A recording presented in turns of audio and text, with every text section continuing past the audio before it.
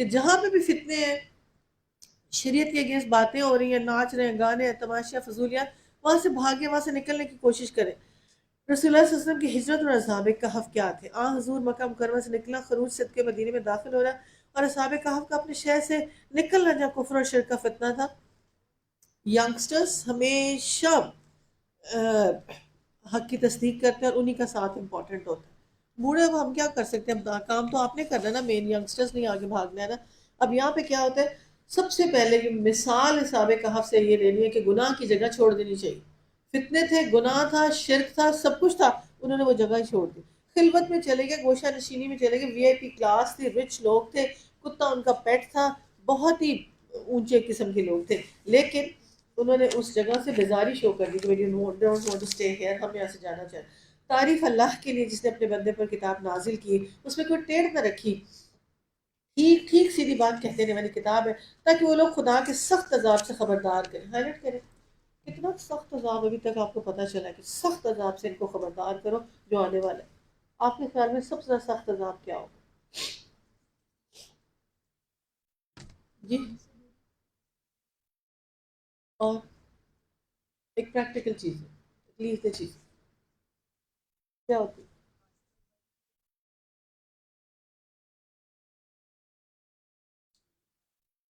ہوں، بالکل۔ اب آپ یہ دیکھیں کہ یہاں پہ جو بتایا گیا کہ ٹھیک ٹھیک سیدھی بات کہنے والی کتاب ہے تاکہ لوگوں کو سخت عذاب سے خبر۔ سخت عذاب ہے جان کنی کا عذاب، قبر کا عذاب، پلسرات کا، حشر نشر کا۔ ادھر کا عذاب تو کوئی نہیں، مر ہی جائیں گے نا، آخر کینسر بھی ہو کچھ بھی ہو آخر مر جائیں گے، بیٹھے تو نہیں رہیں گے نا، ختم ہو ہی جائیں گے۔ وہاں مرنا نہیں ہے، وہاں اٹھنا ہے، کھڑے ہونا ہے اور رہنا ہے، اور پھر آنسوؤں میں کشتیاں چلائی جا سکیں، اور خون کے آنسو ہوں گے، وہاں اتنی حسرت ہوگی، آس ہوگی کہ کاش ہمیں واپس بھیج دیا جائے۔ ان لوگوں کو ڈرائے جو کہتے ہیں کہ اللہ نے ان کو بیٹا بنایا، اس بات کا نہ انہیں علم ہے نہ ان کے باپ دادا کو، بڑی بات ہے جو منہ سے نکال کے محض جھوٹ بکتے ہیں۔ اور پھر اچھا تو اے محمد صلی اللہ علیہ وسلم شاید تم کے غم میں جان ہی کھو دو گے، کیا تبلیغ کا حق کیسے ادا کریں گے؟ بتایا ذرا، آپ کیسے تبلیغ کا حق ادا کریں؟ جی،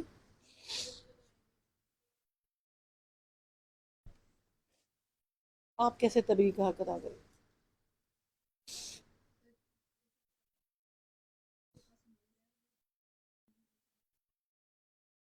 بات ہی نہیں سمجھ آ رہی ہے آپ کو اس کا مطلب ہے بات ہی نہیں سمجھ آئی آپ کو۔ بات سمجھنے کا طریقہ یہ ہے کہ نبی صلی اللہ علیہ وسلم، آپ اگر تبلیغ کا حق ادا کر رہی ہو تو اپنے ساتھ پانچ پانچ لوگ نہ لائی ہو۔ اے نبی، آپ اپنے آپ کو ہلاک ہی کریں گے تبلیغ کر کر کے، اتنے حریص ہوں گے، مار کھائیں گے، پھر بھی کبھی مکہ کبھی مدینہ، کبھی بھاگی جائیں گے بھاگی جائیں گے، اور آپ اس کا حق ہی ادا کری جائیں گے۔ اور آپ نے کیا حق ادا کیا تبلیغ کا؟ اسلام آ گیا، دین آ گیا، سب کچھ ہو گیا، اس کے بعد آپ کیا حق ادا کریں؟ کچھ بھی نتھنگ، زیرو۔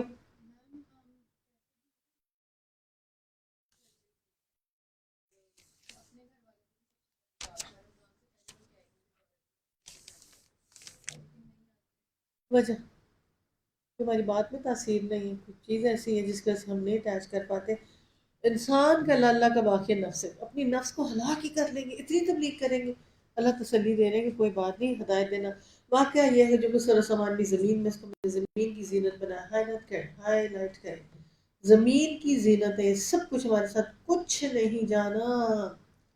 تو ساتھ لنبلوکم ایہکم احسن عملا، اب میں تمہیں دیکھوں گا زمین میں چیزیں دیکھ کے اچھے اچھے احسن احسان کے درجے میں پہنچنے والے عمل کون کرتا ہے۔ ان لوگوں کو آزمائش، ان میں کون سا بہتر کرنے والا ہے؟ آخر کار ہم اس سب میدان کو چٹیل میدان بنا دیں۔ آپ سوچیں آپ کا گھر، آپ کی چیزیں، کس نے جہیز کٹھا کیا ہے اپنا اپنا؟ کتنا کٹھا ہوگا؟ اب آپ کی امی وہ بھی نہیں کرتی؟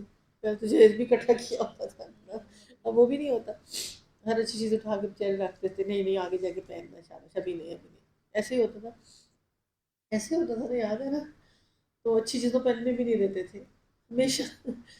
مسئلہ یہ آتا ہے کہ آپ کو میں یہ اگزامپل اس لیے دینا چاہ رہی ہوں کہ میں چلے اپنا گھر دیکھوں، وہ زمین کے نیچے چلا گیا اور چٹیل میدان بن گیا، یہ سورج یہ چاند پکڑ کے اللہ تعالیٰ کھڑے ہوں گے کو آؤ میرے سامنے شاباش، جو زمین میں بنے ہوئے تھے نا، کھڑے ہو آ کے ذرا میرے سامنے، میں تم سے سٹوری سنوں گی، تمہاری دراصل حقیقت ہے کیا۔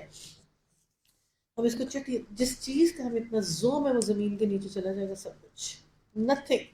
اور ایک ایک چیز، خزانے، پیسے، چاہے کچھ بھی ہو، جیسا بھی گھر ہو نا. ہمارے یہاں پہ جو ایک صفائی کرتی ہے، آج آئی نہیں، مجھے نظر نہیں آ رہی ہے، کام والی ہے ڈرائیور کے گھر پہ، شاید کو کال کر کے کہ فوراً پہنچے. مسئلہ یہ آتا ہے کہ اس کے گھر میں آگ لگ گئی. جب کبھی میں اسے ہفتے میں ایک دفعہ دو دفعہ ملو نا، بات جی میرا سب کچھ سڑ گیا، میرے بسترے سن، میری منجیاں سن، میرا ایسے میرا ویسے، ہمیشہ وہ چیزیں یاد. ہر بندے کی اگر جھگی بھی جلتی ہے نا، اتنی تکلیف تھی اس کے لیے. تو پھر یہ کیا چیزیں ہیں جن میں زمین کے نیچے چل ہم ایسے کھڑے ہوں گے صاف دینے کے لیے وہاں. جسٹ امیجن کہ اس کا ہوگا کیا. اور پھر کیا تم سمجھتے غار قطبے والے ہماری بڑی نشانیوں میں سے تھے؟ جب وہ چند نوجوان غار میں پناہ گزین ہوئے، انہوں نے کہا پروردگار ہم کو اپنی رحمت سے نواز. بیسٹ دعاؤں میں سے دعا ہے، کسی مشکل، کسی تنگی، کسی پریشانی. آیت نمبر 10 سورہ کہف. ربنا آتنا من لدنک رحمۃ وہیئ لنا من امرنا رشدا. ہمیں اور پھر ہم نے ان کو اصل کے ساتھ تمہیں سناتے ہیں. وہ نوجوان تھے جو اپنے رب پر ایمان لے آئے، ہم نے ان کو ہدایت میں ترقی بخش دی تھی، ہم نے ان کے دل مضبوط کر دیے تھے، اور جب وہ اٹھے تو انہوں نے اعلان کر دیا ہمارا رب تو بس وہی خدا ہے، زمین و آسمان کا رب ہے، جسے چھوڑ کر دوسرے معبود تو نہ پکارو. اگر ہم ایسا کریں تو بالکل بیجا بات ہے. پھر انہوں نے آپس میں ایک دوسرے سے کہا یہ ہماری قوم تو رب کے کائنات کو چھوڑ کر دوسرے خدا بنا بیٹھی ہے. ہائی لائٹ کریں قرآن میں یہاں پہ جو ایک مقام بتایا جا رہا ہے کہ جو ایمان میں آتا ہے ہم اس کا ایمان بڑھا دیتے ہیں، اس کو مضبوط کر دیتے ہیں. ابھی مضبوطی آئے کیسے؟ ایمان بڑھے کیسے؟ ایمان کی نشانی کیا ہو؟ فٹافٹ بولے. یہ بڑھنا ہے، یہ بڑھنا ہے، بڑھنا ہے، بڑھنا ہے، بڑھنا ہے. کیسے بڑھے گا؟ سب سے پہلے ایمان کی شاخیں، پھر ایمان کا پودا لگتا ہے، پھر ایمان کی جڑ ہوتی ہے. اس کے اوپر آپ کو پودے کے درخت کے اوپر خود محنت کرنی پڑتی ہے. اس محنت میں کیا چیزیں شامل ہیں؟ اس محنت میں پتہ ہے کیا چیزیں شامل ہیں؟ جب برائی برائی لگے، سب سے پہلا درجہ ایمان کا تھپڑ مار کے روکنا. پھر ایمان آیا نہیں ہے تو نمبر 2 پہ زبان سے منع کرنا، نمبر 3 پہ برائی کو برا کہنا.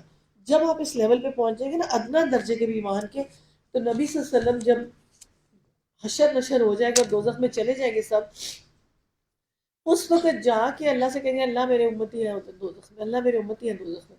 تو کہیں گے جس کے دل میں رائی برابر بھی ایمان ہے جاؤ اللہ بھر کے نکال لو. اور کتنی بڑی تعداد میں پھر وہ نکال نکال کے لائیں گے، کتنی. اور دوزخ میں پتہ کیسے پہچانے؟ کئیوں کے ماتھے میں نمازوں کے نشان ہوں گے اور دوزخ میں پڑے نمازوں کے نشان کے ساتھ پہچان کے نکال کے لائیں گے. اور ہمارا تو بس وہی آسمان زمین کا رب، ہم چھوڑ کسی معبود نہ پکاریں. ہمیں ایسا کرے تو بالکل بیجا بات ہے. پھر انہوں نے آپس میں ایک دوسرے سے کہا یہ ہماری قوم تو رب کائنات کو چھوڑ کر دوسرے خدا بنا بیٹھی ہے. یہ لوگ ان کے معبود ہونے پر کوئی واضح دلیل کیوں نہیں لاتے؟ آخر اس شخص سے بڑا ظالم کون ہوگا جو اللہ پر جھوٹ باندھے، اور جبکہ تم ان سے ان کے معبود غیر سے بے تعلق ہو چکے. چلو فلاں غار میں چل کر پناہ لیتے ہیں، تمہارا رب تو اپنی رحمت کا دامن وسیع کرے گا، تمہارے کام کے لیے سر و سامان آسان. اتنی بڑی بادشاہت، رائل لوگ اور اتنے وی آئی پی بچے، اور ان بچوں کے لیے کہے کہ ہم نے نکل جانا. تو اللہ تعالیٰ قرآن پاک میں یہ گڈ نیوز دے رہے ہیں اور کہہ رہے ہیں کہ چلو میں تمہارے لیے اتنا سامان ایسا رکھوں گا، اتنے 100 سال سورج چاند کا نظام تمہارے لیے اپ سائڈ ڈاؤن کر دوں گا، تمہیں ایسی جگہ سے ہوا، ایسی جگہ سے تمہیں کروٹ. یا پراؤڈلی اللہ تعالیٰ بتائیں گے کہ سوئے ہوئے کی بھی میں کیئر کروں گا. آج اگر ہم نکلے اللہ کی راہ میں تو اللہ تعالیٰ ہمارے لیے بہت خزانے کھولنے والا ہے. ہمارے دلوں میں مستن ایمان والوں کے لیے جو اللہ تعالیٰ اس قرآن پاک میں بتاتے ہیں، جو جو چیزیں، اور پھر اس کو پریکٹیکلی نبی صلی اللہ علیہ وسلم کے ساتھ ہی پوری دنیا میں رولرز بن گئے، گورنرز بن گئے، دا بیسٹ پرسن بن گئے. قدسی ستارے، the best stars of sky جو کسی نے کبھی دیکھے ہوں گے، ایسے کبھی کسی دیکھے نا، جنہوں نے سب سے پہلے قرآن اٹھایا تھا. آج قرآن اٹھانے کے لیے کیوں تیار نہیں؟ کیا ریزن ہے؟ اخلاص نہیں ہے، اچھی نیت نہیں ہے، بچوں کے لیے وہ شوق نہیں ہے. امام بخاری کی امی نہیں ہے کہ بخارا سے لے کے پیدل چل پڑے اپنے بچے کو. اور اس عجیب تمہیں انہیں غار میں دیکھتے یوں نظر آتا ہے سورج جب نکلتا اور غار کو چھوڑ کر دائیں جانب چڑھ جاؤ، غروب ہوتا تو ان سے بچ کر بائیں جانب جاتا. غار کے اندر ایک وسیع جگہ میں پڑے ہوئے تھے. یہ اللہ کی نشانیوں میں سے ایک نشانی ہے. جس کو اللہ ہدایت دے وہی ہدایت پانے والا ہے، جسے اللہ بھٹکا دے اس کے لیے نہ کوئی مرشد ہے نہ ولی ہے. تم انہیں دیکھ سکتے ہو کہ وہ جاگ رہے تھے، حالانکہ وہ سو رہے تھے، ایسے لگتے جیسے بالکل جاگ رہے. ہم انہیں دائیں بائیں کروٹیں دلاتے. اللہ تعالیٰ سبحان اللہ. ان کا کتا غار کے دہانے پر ہاتھ پھیلائے بیٹھا تھا. اگر تم کوئی جھانک کر دیکھو تو الٹے پاؤں بھاگ جاؤ، تم ان پہ نظارے سے دہشت بیٹھ جائے. اس عجیب کرشمے سے انہیں اٹھا بٹھایا کہ ذرا آپس میں پوچھ گچھ کریں. ان میں سے ایک نے پوچھا کہ وہ کتنی دیر اس حال میں رہے. دوسرے نے کہا شاید دن بھر یا کچھ حصہ. پھر وہ بولے اللہ ہی بہتر جانتا ہے ہمارا کتنا وقت اس حالت میں گزرا. چلو وہ اپنے آپ سے کسی کو چاندی کا سکہ دے کر بھیجو، دیکھتے اچھا کھانا کہاں سے ملتا ہے. وہاں سے وہ کچھ لانے کے لیے چاہے ذرا ہوشیاری سے کام لے، ایسا نہ ہو کسی کو یہاں ہونے تک خبر ہو جائے. اگر کہیں ان کا ہاتھ ہم پر پڑ گیا تو سنسار کر ڈالیں گے، زبردست ہم اپنی ملت میں واپس لے جائیں. ایسا ہوا تو ہم کبھی فلا نہ پائیں گے. اس طرح ہم نے اہل شہر کو نعمت اللہ کیا تاکہ جان لے اللہ کا وعدہ سچا ہے. یہ قیامت کی گھڑی بے شک آ کر رہے گی، مگر ذرا خیال کرو جب سوچنے کی اصل بات ہے. اس وقت وہ اس بات پر جھگڑا کر رہے تھے اصحاب کہف سے کیا کیا جائے. کچھ لوگوں نے کہا ان پر دیوار چنوا دو اور ان کا رب ہی ان کے معاملے کو بہتر. مگر جو لوگ اس معاملات پر غالب تھے انہوں نے کہا ہم تو ان پر ایک عبادت گاہ بنائیں گے. اور کچھ لوگ کہتے کہ تین تھے، چوتھا تھا ان کا کتا تھا. انسان کے لیے جب عقل پہ پردہ پڑ جائے، کیسے عقل پہ پردہ پڑتا ہے انسان کی، کہ جو ایک حقیقت ہوتی ہے نا اس میں سے وہ ایمان والی چیز لے ہی نہیں پاتا. جو فضولیات ہوتی ہے نا کہ غار میں کتنے تھے، اب ان کے کریں کیا، ان کے اوپر ہم کتبہ لگائیں اور ان کو اب مزار بنا لیں اور ایسے کریں. حضرت ام سلمہ جب حضرت حبشہ سے واپس آئیں تو وہاں سے آ کے ان کا یا رسول اللہ ہم نے دیکھا کہ کتبے لٹکا رکھے تھے انہوں نے قبروں کے اوپر. پھر آپ نے فرمایا کہ اونچے اونچے مزار تھے. نبی صلی اللہ علیہ وسلم نے 3 مرتبہ لعنت فرمائی، کتبہ لگانے والے اور اس کے بعد مزار کو اونچا کرنے والے بنانے والے کو 3 مرتبہ لعنت فرمائی. اور کہا کہ یہ، اور آخر میں یہ چیزیں کتبے اور مزار بندے کو کہاں لے جاتے اور بھٹکا دیتے ہیں اور راستہ ختم ہو جاتا ہے. حالانکہ سیکھنے کا لیسن یہ تھا کہ ان نوجوانوں نے حق سچ کی گواہی دی، اپنی آسائشیں اپنے سکھ رائل فیملی سے ہونے کے باوجود دل افتیابی تھے. اور ان کو اللہ اتنا پراؤڈلی کہتا ہے میں ان کو کروٹ دیتا تھا، میں ان کو سنبھال کے رکھتا تھا، پھر تھوڑے اس وقت میں نے ان کو کھڑا کر دیا، پھر ہم نے ایسے کر دیا. اللہ تعالیٰ ان میریکلس کو بتا رہا ہے. اب آپ بتائیں کہ اللہ سورہ کہف کو میں نے تھوڑا سا شروع میں جو ایکسپلینیشن دیا ہے، ہر فتنے سے حفاظت کے لیے، دجال کے فتنے سے حفاظت کے لیے 70,000 فرشتے دعا گو ہو جائیں. فتنے سے بھاگ جانا بہترین چیز ہو سکتی ہے. اور نزول کتاب کے اوپر اس کتاب کے سٹارٹ سے سورہ مبارکہ ہے کہ شکرانے بھی ہوئے، شکر کرنا ضرور ہے. اور نبی صلی اللہ علیہ وسلم نے فرمایا قیامت کے دن اس کی قامت گاہ سے مکہ تک کا نور بنے گی. سورہ کہف جو اس کی آخری 10 آیات یا پہلی 10 آیات بھی حفظ کر لیتا ہے، قیامت کے دن بھی اس کے لیے نور ہوگا سر سے. اور سورہ سکینت کرنے والی ہے. بخاری میں آتا ہے برا بن عازب کہتے ہیں ایک شخص سورہ کہف پڑھا تو اس کے گھر میں بندھا ہوا گھوڑا بھٹکنے لگا. اس نے سلامتی کی دعا کی، اچانک ایک قبر کا سایہ اس کے سر کے اوپر آ گیا. سورہ کہف میں 7 رحمتوں کا ذکر. سورہ کہف میں جو رحمتوں کا ذکر ہے جیسے ہفتے کے دن 7 ہے. پہلی چیز خوشخبری، دوسری چیز سکینت، تیسری دن جمعے کے دن پڑھنے والا، چوتھی چیز فتنہ دجال سے محفوظ رہنے والی چیزیں، اور پانچویں چیز ابتدائی 10 آیات حفظ کرنے والا ہر قسم کے فتنوں سے محفوظ رہے گا.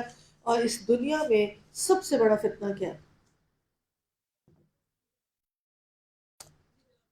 جی؟ فتنوں کے دور میں فتنہ، ہر دور کا ڈفرینٹ فتنہ ہوتا ہے. جیسے موسیٰ کے دور میں جادو کا فتنہ پیک پہ. ہماری بدقسمتی یہ ہے کہ ہمارے ساتھ سارے فتنے کٹھے آ گئے. پامسٹری بھی آ گئی، ہاراسکوپ بھی آ گئے، جادو بھی آ گئے، کالے جادو بھی آ گئے. اور ہر دور میں دنیا کا سب سے بڑا فتنہ عورت کا فتنہ سب سے بڑا فتنہ. جب وہ بگڑ جائے تو اس جیسا بگاڑ کوئی، اور اگر وہ اچھی ہے تو حضرت آسیہ جیسی اچھی، اس جیسا کچھ نہیں. اب ہمیں فٹ ہو کے دیکھنے کہ یہ اس نبی صلی اللہ علیہ وسلم نے اپنے دور کے فتنوں میں سے سب سے بڑا مال اور عورت کا فتنہ ہی کہا تھا. اور اس دور تک، حضرت عمر کے دور تک اس کو بڑا کنٹرول کرتے تھے نا. شروع بھی قرآن سے ہوگا، اینڈ بھی قرآن سے ہوگا. اور فتنہ دجال کی جو جو چیزیں ہیں وہ پریڈکٹیبل چیزیں سامنے آ چکی ہیں. نبی صلی اللہ علیہ وسلم نے فرمایا کہ آخری دور کے اندر مال کا فتنہ، قدرت کا فتنہ، اور علم کا فتنہ اور دین کا فتنہ واضح طور پہ سامنے آ جائے گا. اور جتنے بھی فتنے ہیں، فتنوں میں سے بڑے فتنے یہی 4 فتنے ہیں. قدرت کا فتنہ کیا ہے؟ نیچر سے جنگ لڑنا، رات کو سونا دن کو جاگنا، ہریالی ختم کرنا، کسی چیز کی کامن سینس ہی نہ ہونا کہ اللہ نے مجھے کیا چیز کس چیز کے لیے بنائی ہوئی ہے. یہ ہیلتھ ایشوز، قدرت کے فتنے میں بہت چیزیں اس وقت کے دور میں آتی. بھلا کیا کیا کھانے دیکھے کیسے ہیں، چیزیں دیکھے کیسی ہیں. پیکٹ فوڈ کیسا ہے جس کے کیمیکلز ڈلے ہوئے اور خرید خرید کے سب کھا رہے ہیں.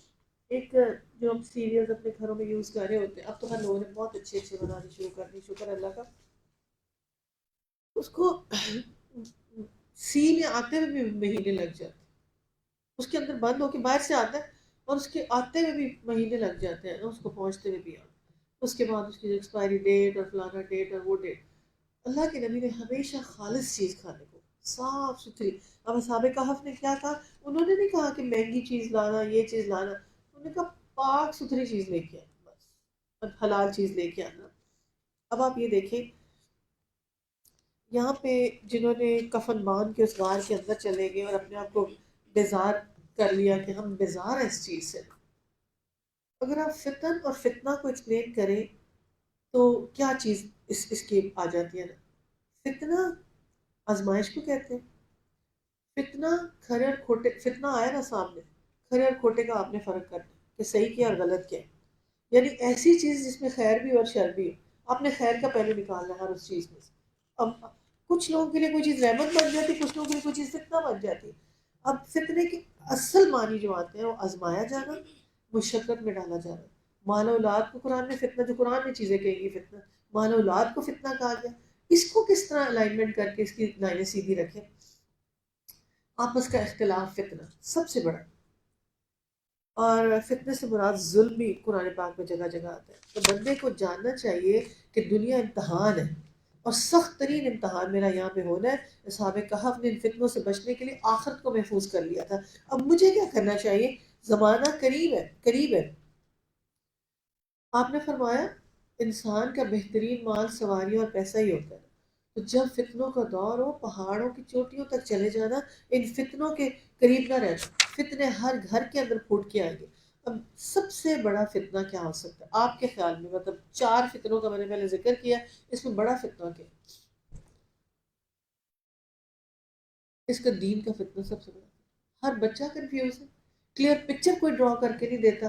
ہر بندہ، میں کہتی ہوں اندر نیٹ پہ جو ڈالا ہوا ہے، ایک منٹ اس کو بند کریں.